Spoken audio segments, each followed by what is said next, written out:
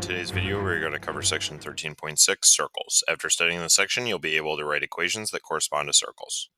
Looking at the equation of a circle, the equation of a circle is based on the distance formula and the fact that all points on a circle are equidistant from the circle's center. Because the point that we're not using the actual point on the rim of the circle, we're just using the variables x, y. The only point that we'll use in the equation of a circle is the center, hk.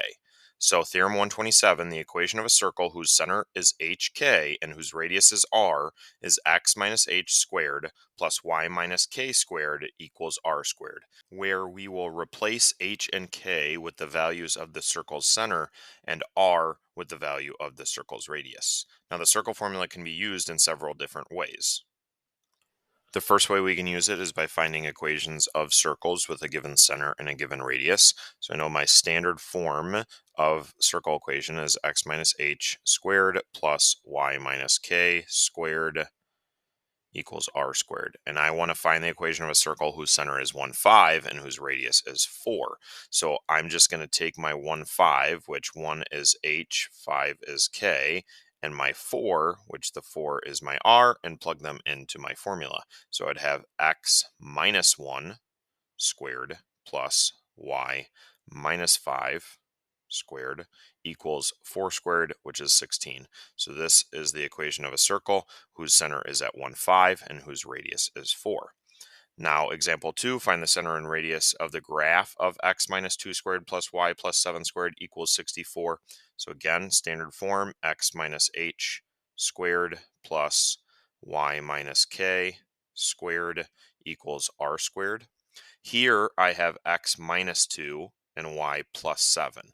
Notice in my standard form, it's opposite h and opposite k. So I need to take the opposite value of negative 2 and the opposite value of positive 7. So my center here is going to be positive 2 and negative 7.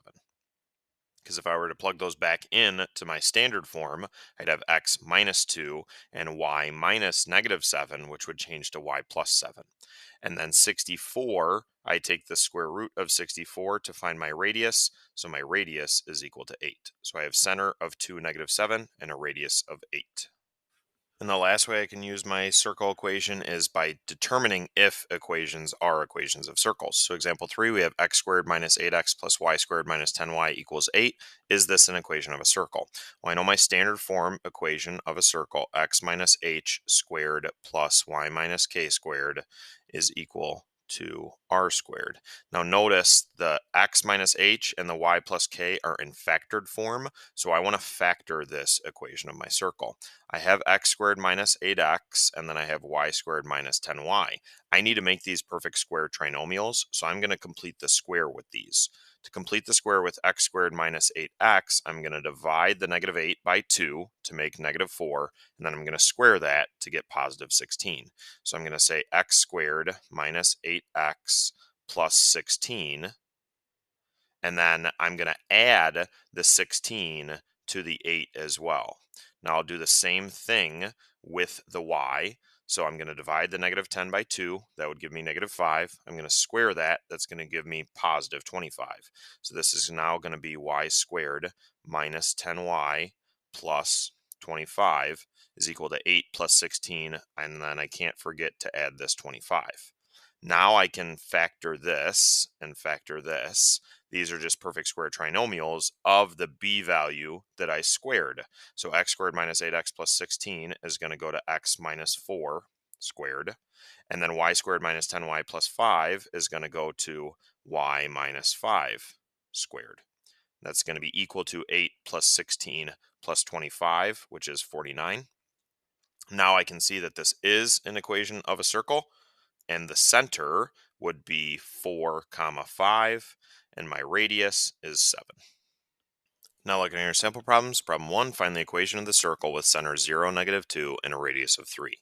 So standard form of a circle, x minus h squared plus y minus k squared is going to be equal to r squared. And then I'm just going to take my values that I'm given of 0, negative 2, and a radius of 3, plug those into my equation.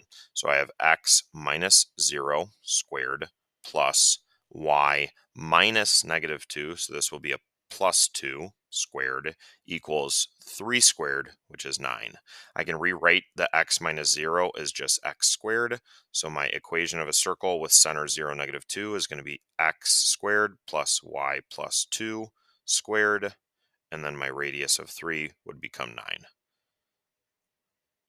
Looking at problem 2, find in the nearest tenth the circumference of the circle represented by 3x squared plus 3y squared plus 6x minus 18y equals 15. So here I'm looking for the circumference. In order to find the circumference, I need the diameter or the radius. Notice in my equation that I'm given for the circle, this 15 is not the radius because this is not in standard form. So I'm going to want to write this equation in standard form. In order to do that, I need to complete the square. Now, when I complete the square with an a value greater than 1, I need to divide by whatever that a value is. So notice the 3x squared and the 3y squared both have a values of 3. So I'm going to divide this entire equation right away by 3. 3x squared divided by 3 is just going to be x squared. Now I'm going to group my x's together and my y's together to make it easier on me. 6x divided by 3 would be positive 2x. 3y squared divided by 3 would be y squared, and then negative 18y divided by 3 would be negative 6y. This is all going to be equal to 15 divided by 3, which is 5. Now I can complete the square, so I'm going to do my x's first. 2 divided by 2 is 1. 1 squared is 1, so I'd have x squared plus 2x plus 1.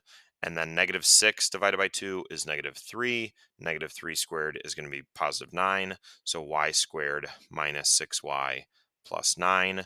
This is all going to be equal to the 5. And then I'm going to add my 1 and my 9. Now I can factor these perfect square trinomials. This is going to be x plus 1 squared. This y is going to be y minus 3 squared. That's going to be equal to 6 plus 9, which is 15.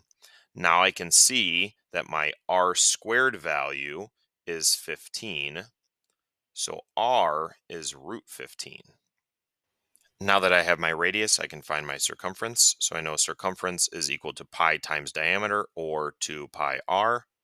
Plugging in my root 15, I would have 2 pi times root 15. It wants me to find to the nearest tenth. So plugging this into my calculator, I would get approximately 24.3 units. So the circumference of the circle is 24.3 units.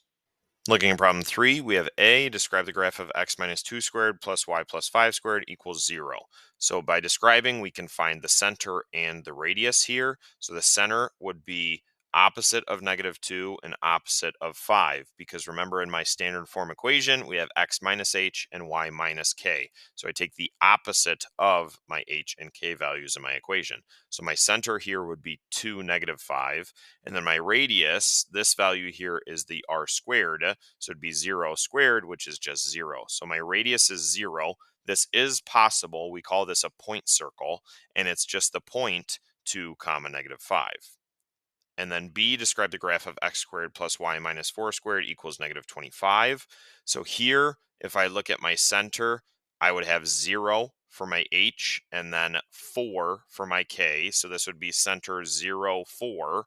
And then my radius is negative root 25, which I can't take the square root of a negative number. So we actually call this an imaginary circle. We can't represent this, so the equation is said to represent an imaginary circle. In today's lesson, we learned the equation of a circle in standard form is x minus h squared plus y minus k squared equals r squared. That's a wrap on today's video. We'll see you in the next one.